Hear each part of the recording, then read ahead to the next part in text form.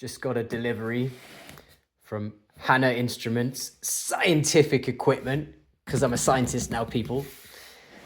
So what's inside this box is something that every pro brewer uses on brew day, but not every home brewer uses on brew day.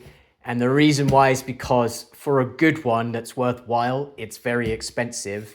And you can get away with a cheap one, but they're really finicky and annoying and require constant recalibration, which is why I dabbled in it, but then gave up on it.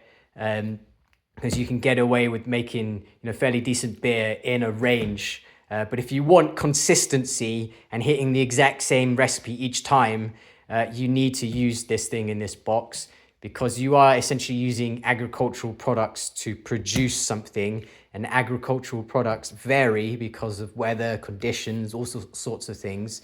So you need to adjust on the fly on a brew day, and you need a meter like this. And most of you will have guessed what it is by now. So I'll open it up. It is a pH meter, the Halo 2 wireless pH tester for beer from Hannah Instruments.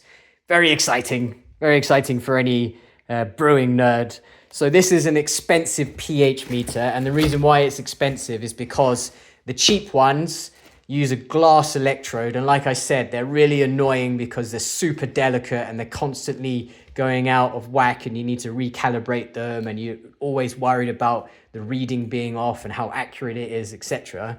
This one has an ISFET electrode, which is a special electrode that's coated in a special material that makes it way more durable and easier to store, and require less calibration. And for people, especially homebrewers who don't brew as regularly, you can store it much longer, and you can be kind of way more confident that it's measuring properly. It's also temperature adjusts up to, I think, 80 centigrade, which is amazing on brew day because you don't have to wait for things to cool down before you measure it, blah, blah, blah, blah, blah.